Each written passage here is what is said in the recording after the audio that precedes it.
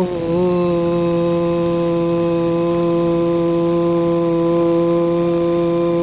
नमः सिद्धेभ्यः।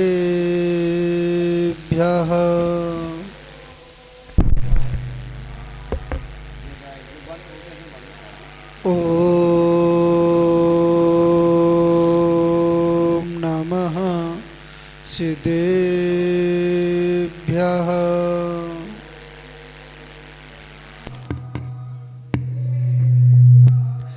ऋणत्यं च वन्दे चौवीशं जन सदा वन्दे पंचगुरुणा वन्दे चरणं चरणं सदा वन्दे।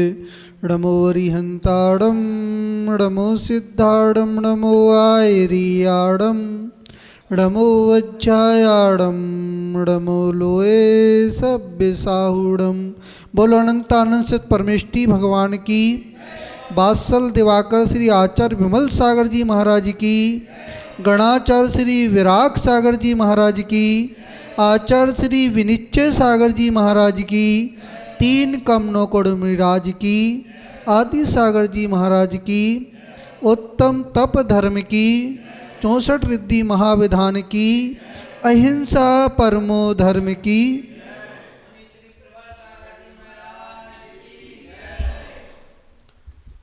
भव्य आत्मन।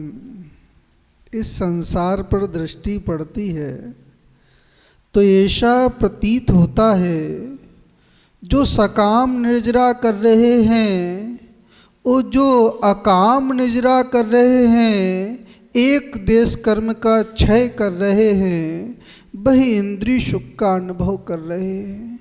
वो जिनने सकल कर्म का क्षय कर दिया है, घातिया कर्म का क्षय कर दिया है, अघातिया कर्म का क्षय कर दिया है, वह अनंत सुख का अनुभव कर रहे हैं। पर आचार्य वर्ग कह रहे हैं जो सकाल में निर्जरा कर रहे हैं, जो अकाल में एक देश कर्म की निर्जरा कर रहे हैं, वह जीव पुरुषार्थ कर सकते हैं, तप का पुरुषार्थ कर सकते हैं, अपने मोक्ष मार्ग पर चलकर संयम को धारण कर कर उस तपस्या के माध्यम से समस्त कर्मों का क्षय कर सकते हैं। भैया क्या करना है? तपस्या चल रही कि नहीं चल रही? मंत्री जी तपस्या चल रही कि नहीं चल रही? कुछ ना कुछ तपस्या तो चल रही है, थोड़ी थोड़ी तपस्या तो चल रही है। पर आचार्य वर्ग रहे हैं जो तप चल रहा है, इच्छा निरोधा तप आचार्य वर्ग रहे, जहाँ पे इच्छाओं का निरोध होता है वहीं से तप प्रारंभ होता है। जहाँ पे पंच इंद्रिय विषयों के प्रति इच्छा बनी हुई है वहाँ पर तप नहीं है। आप सोचो कि हम पंच इंद्रिय के विषय भी भोगते रहें, वो तप भी करते रहें, तो ये संभव नहीं है, क्योंकि एक म्यान में दो तलवारें नहीं रह सकती। आचार्य वर्ग कह रहे हैं जहाँ पे तप होता है, तप आराधना होती है, वहीं पर कर्मों की निजरा प्रारंभ होती है। आप तप कैसे करोगे? तो आचार्य वर्ग कह रहे हैं दो प्रकार के तप होते हैं। एक बाह्य तप होता है, एक अंतर तप होता है। जो बाह्य तप है, अनशन, मोदरिये, विविक्त शय्यासन, काय कलेश, ये बाह्य के तप हैं। क्या हैं? ये बाह्य के तप हैं। जो अंदर के तप हैं, प्रायश्चित, विनय वैया व्यक्ति, स्वाध्याय, ध्यान, ये बाहर के तप हैं। भैया समझ में आ रहा कि नहीं आ रहा? भैया साहेगढ़ वाले कहाँ के हो? मलेहरा वाले भैया समझ में आ रहा कि नहीं आ रहा? हिम्मू के पापा हैं। तब समझ में आ रहा कि नहीं आ रहा? तब कब समझ में आएगा? जब तपस्वी समझ में आएंगे। क्या समझ में आएंगे? और तपस्वी समझ में आएंगे तभी तप समझ में आएगा। आचार्य वर्ग कह रहे हैं तप कौन कर सकता है? तप कौन कर सकता है? जो तपस्वी होता है, जो तपस्वी होता है वही तप कर सकता है। भैया तवा ठंडा हो, क्या ठंडा हो? तवा ठंडा हो, उस पर रोटी डालना, बिली हुई रोटी डालना। इन माओं से पूछो जे प्रतिदिन रोटी बनाती हैं, तो तवा को गर्म कर लेती। क्या कर लेती हैं? उस अग्नि से उस तवा को गर्म करती हैं, उस तवा को गर्म करती हैं। और जो कच्ची रोटी होती है, जो कच्चा आटा होता है, उस तवा पे पड़ता है, उस तवा पे पड़ता है, वो परिपक्व हो जाता है।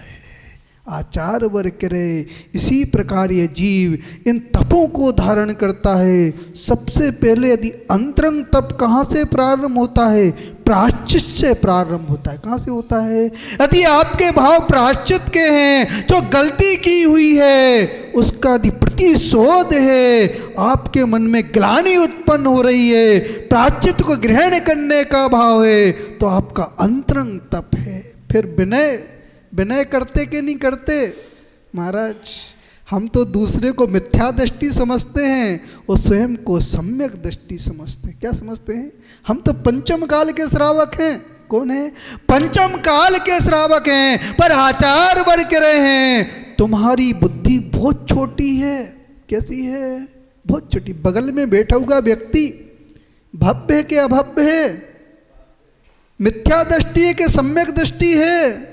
आचार वर के रहे, तुम निर्णय नहीं कर सकते। क्या नहीं कर सकते? निर्णय नहीं कर सकते। महत उसके द्रव को देख सकते हो, महत उसके द्रव को देख सकते हो, भाव को नहीं देख सकते।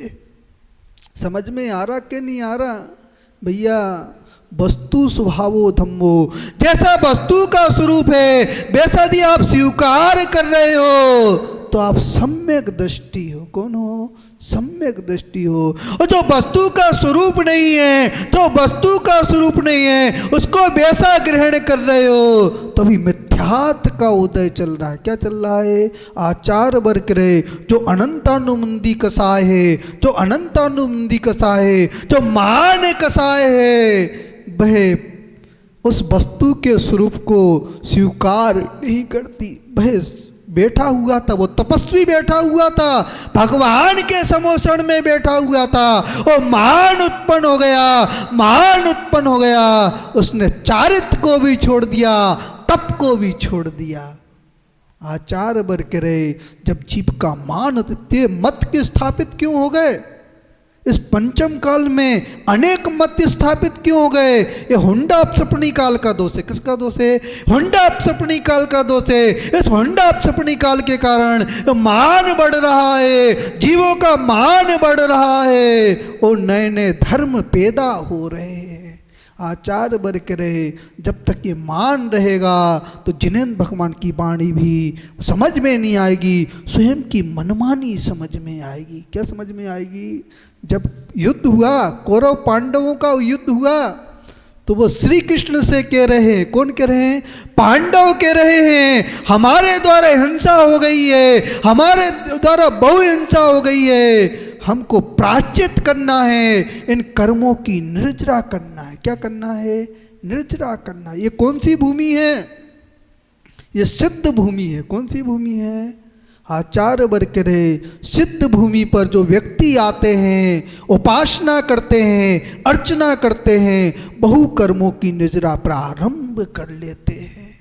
एक बार बंदे जो कोई, ताहे नरक पशुगति ना हुई। किसी कवि ने लिख दिया है, आगम में आया है, जो भाव सहित सिद्ध भूमि की वंदना करता है, सिद्ध भूमि की वंदना करता है, सम्यक शिखर की वंदना करता है, उसको नरक गति और पशु गति की प्राप्ति नहीं होती। भैया, भाव सहित वंदना कर पाए कि नहीं कर पाए?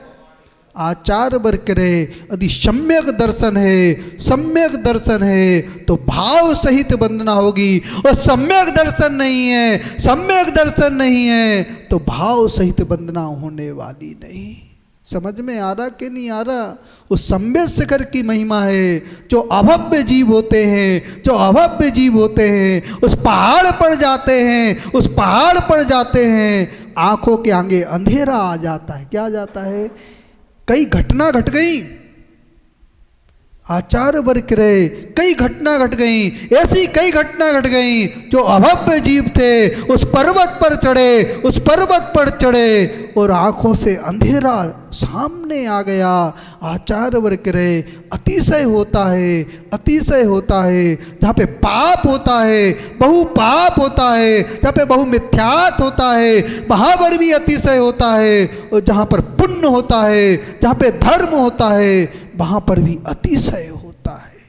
समझ में आ रहा कि नहीं आ रहा? भैया समझ लेना।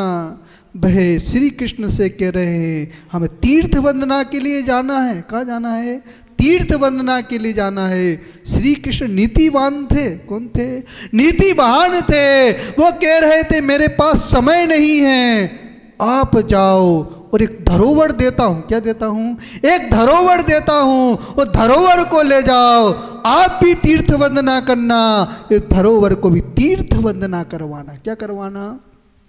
तीर्थ वंदना करवाना। आप भी गंगा जी में स्नान करना, यमुना जी में स्नान करना, जो नदियां मिलेंगी उनमें स्नान करना और इसको भी स्नान करवा देना। भैया स्नान किया कि नहीं किया? स्नान किया। ऋषभ कुमार जी स्नान किया कि नहीं किया? शरीर तो पवित्र हो गया, आत्मा पवित्र हो पाई कि नहीं हो पाई?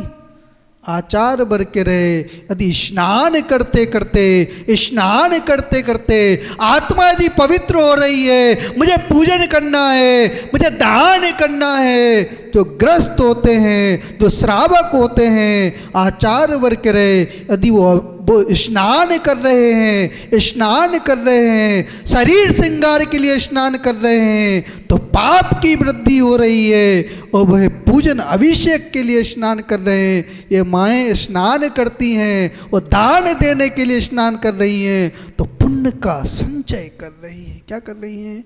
पुण्य का संचय कर रही है। समझ में आ रहा कि नहीं आ रहा? भैया समझ लेना, ये मनुष्य पर्याय बहुत कीमती पर्याय है। और इसमें समझ में नहीं आया, यदि भव्यता है तो नरक में समझ में आएगा, तिर्यंच गति में समझ में आएगा। कहाँ समझ में आएगा? वो त्रिलोक मंडल हाथी वो कहाँ समझ में आया? उस तिर्यंच अवस्था में समझ में आया। किस में समझ में आया? तिर्यंच अवस्था में। जटायु के जीव को कहाँ समझ में आया? उस गीत की अवस्था में समझ में आया।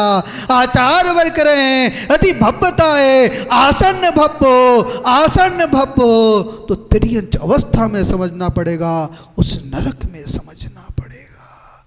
और जो मनुष्य अवस्था में समझ लेता है, ना उसको नारकी बनना पड़ता है, ना तिर्यंच बनना पड़ता है। वह जीव तीर्थ वंदना के लिए गए, उनने चारों धाम की वंदना की। कितने धाम की वंदना की? चारों धाम की वंदना की, भक्ति भाव से वंदना की। और वंदना करके जैसे ही वो नगर में लौटे तो श्री कृष्ण कह रहे हैं कल आपका भोजन हमारे यहाँ है। क्या है? आपका भोजन हमारे यहाँ है। 56 प्रकार के मिष्टान बनाए। और मिष्टान बनाने के बाद जो धरोहर थी वो धरोहर मांग ली। क्या मांग ली? धरोहर मांग ली। भैया धरोहर है कि नहीं? कलेवा तैयार हो रहा है कि नहीं हो रहा है? आचार्य वर्ग कह रहे यदि तप है, जीवन में तपस्या कर रहे हो, कर्मों की निर्जरा कर रहे हो, तो कलेवा तैयार हो रहा है। मोक्ष का कलेवा तैयार हो रहा है। किसका तैयार हो रहा है? प्रकाश चंद जी, मोक्ष का कलेवा तैयार करना है कि नहीं करना है? तो संयम धारण करना पड़ेगा। कल हमारे मुनीम साहब ने आजीवन ब्रह्मचर्य व्रत ले लिया। क्या कर लिया? इनने कलेवा तैयार कर लिया। क्या कर लिया? अपने जीवन में से पुण्य का संचय किया।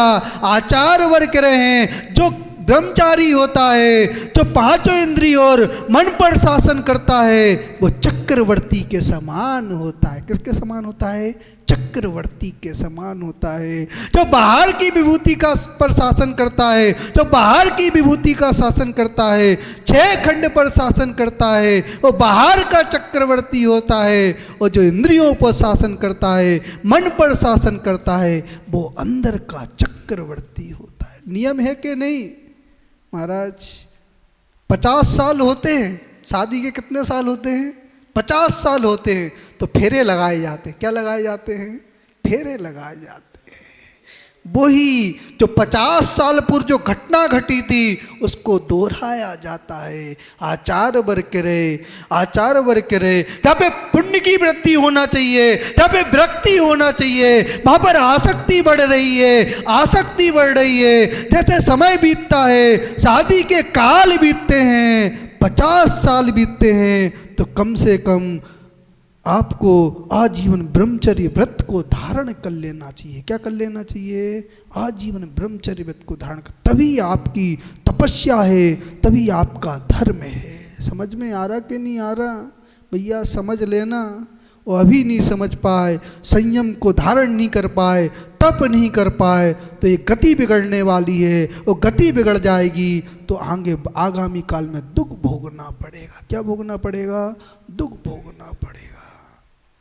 तो वह जीव मिष्ठान तैयार हुआ, उस मिष्ठान को ग्रहण कर रहे थे, मिष्ठान को ग्रहण कर रहे थे। जो धरोवर थी उसका चूर्ण बनाया। क्या बनाया? उसका चूर्ण बनाया। और जैसे ही भोजन हो गया, जैसे ही भोजन हो गया, प्रसाद देने लगे। क्या देने लगे? प्रसाद देने लगे। जैसे उन्हें प्रसाद को ग्रहण किया और वमन करना प्रारंभ कर दिया। क्या कर दिया? पांडव वमन करने लगे। आचार वर्ग के रहे, जो कड़वा पदार्थ है मुख के अंदर जाता है, मुख के अंदर जाता है तो वमन होना प्रारंभ हो जाता है। मिथ्यात कैसा है? मिथ्यात कड़वा है। कैसा है? आचार वर्ग के रहे, जो सम्यक्त जल होता है, जो सम्यक्त दूध होता है, मिष्ठान युक्त दूध होता है, और वो कड़वी तुमड़ी में जाता है तो वही कड़वा हो जाता है। जो सम्यक ज्ञान होता है, जो सम्यक ज्ञान होता है, मिथ्या दृष्टियों के अंदर जाता है, मिथ्या दृष्टियों के अंदर जाता है, वो मिथ्यात रूप में परिवर्तित हो जाता है। सम्यक्त वाणी को कौन सुन सकता है? आचार वर्ग के रहे, जिसके अंदर सम्यक दर्शन है वही सम्यक वाणी को सुन सकता है। पात्र कौन है? वाणी को सुनने वाला पात्र कौन है? आचार वर्ग के रहे, जिसके 3 मकार का त्याग है, 5 उदंबर फलों का त्याग है, वो ही जिनवाणी को सुनने का पात्र है, वही अभिषेक करने का पात्र है, वही आहार आदि दान देने का पात्र है। समझ में आ रहा कि नहीं आ रहा? कम से कम मांस का त्याग होना चाहिए, मधु का त्याग होना चाहिए, शहद का त्याग, मद का त्याग होना चाहिए, और 5 जो उदंबर फल हैं, बड़ पीपल आदि, इनका त्याग होना चाहिए। तभी आप पात्र हो, तभी आप अणुव्रती हो। समझ में आ रहा कि नहीं आ रहा? इतना त्याग है कि नहीं है?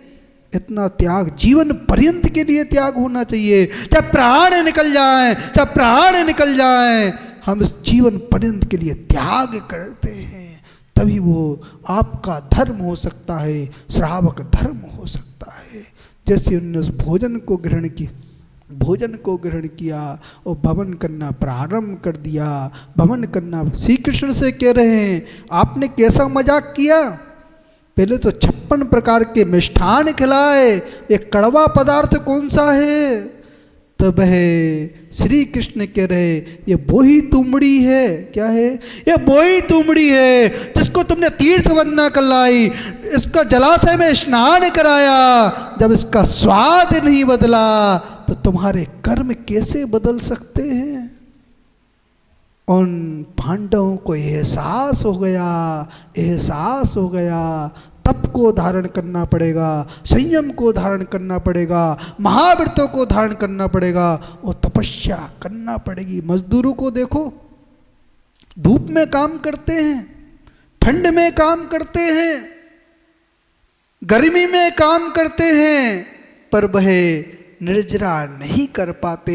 वो अकाम निर्जरा नहीं कर पाते, वो सकाम निर्जरा करते हैं, सकाम निर्जरा करते हैं। वो परिसर को तो सह रहे हैं, परिसर को, उस वातावरण को तो सह रहे हैं, गर्मी को सह रहे हैं, सर्दी को सह रहे हैं, पर उपयोग तप करने का नहीं है। वो पुरुषार्थ तो कर रहे हैं, पुरुषार्थ तो कर रहे हैं, पर वह उन कर्मों की निजरा नहीं कर पाते।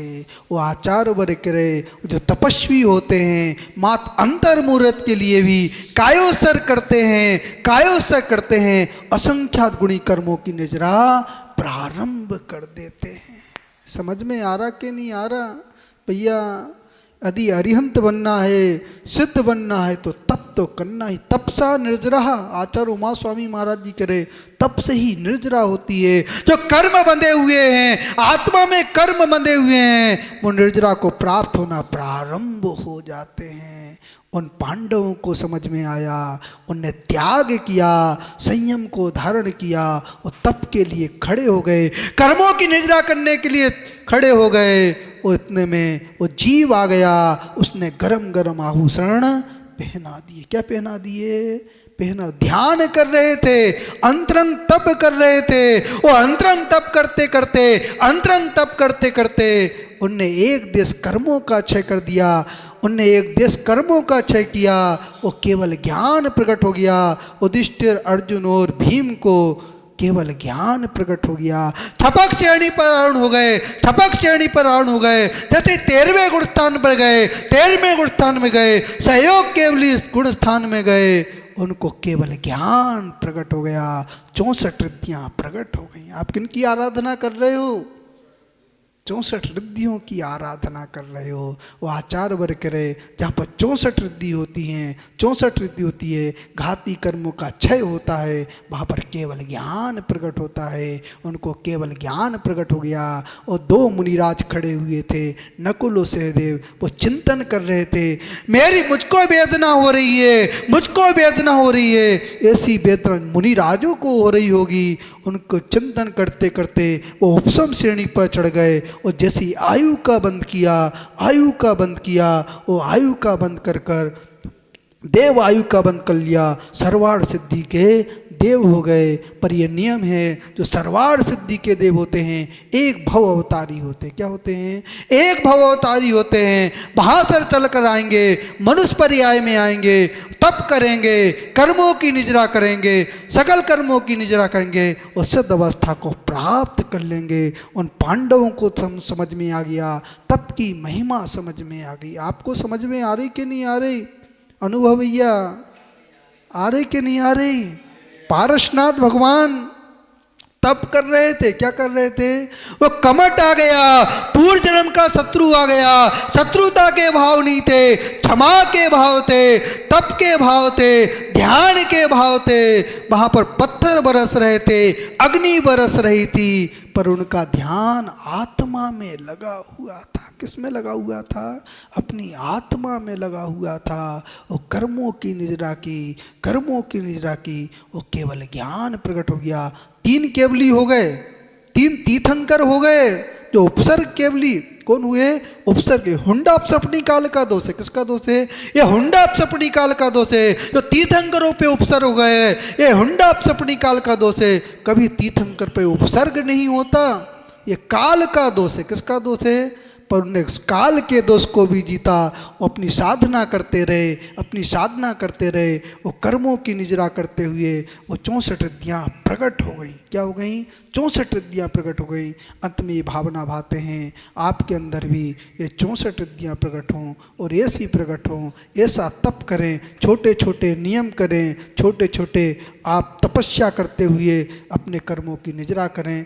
नियम लेना चाहिए कि आज हम एकासन करेंगे, ऊनोदर करेंगे, ऐसे ऐसे स्थान पर बैठेंगे। आप यदि एक आसन में बैठे हुए हैं और जाप आदि कर रहे हैं तो वो भी तप है। क्या है? वो भी तप है। विनय आदि भी तप है। डेली प्रतिक्रमण तो करना ही चाहिए। क्या करना चाहिए? प्रतिक्रमण करने से जो कर्म बंधा हुआ है उसका विपाक ढीला पड़ जाता है। क्या पड़ जाता है? जो व्यक्ति प्रतिदिन प्रतिक्रमण आदि करते हैं, जो उनने कर्म बांधे हैं, प्रमाद के वशीभूत होकर ज्ञात अज्ञात भाव में उन कर्मों का विपाक ढीला पड़ जाता है। वो आचार वर्ग करे। वहाँ पर अशुभ की निजरा होती है और जहाँ पे अशुभ की निजरा होती है शुभ का आश्रय होता है, और जहाँ पे शुभ का आश्रय होता है प्रशस्त पुण्य का आश्रय होता है। तो जीव पुरुषार्थ करता है, उस पुण्य केवल बल पर पुरुषार्थ करता है, संयम धारण करता है, तप आदि करता है, वो कर्मों की निजरा करता है। आपकी तपस्या चल रही कि नहीं चल रही? तपस्या चल रही कि नहीं चल रही? आचार वर्ग कह रहे, आप पूजन कर रहे हो, विधान कर रहे हो, यह भी तप है। क्या है? यदि आप नियम ले लो कि एक ही स्थान पर बैठकर, एक ही स्थान पर खड़े होकर जब तक हमारी ये पूजन नहीं होगी, ये विधान नहीं होगा और नियम पूर्वक आप पूजन करोगे, तो ये भी आपका लघु रूप में तप है। क्या है? लघु रूप में तप है। आप सामायिक आदि करते हैं अंतर्मुहूर्त के लिए, एक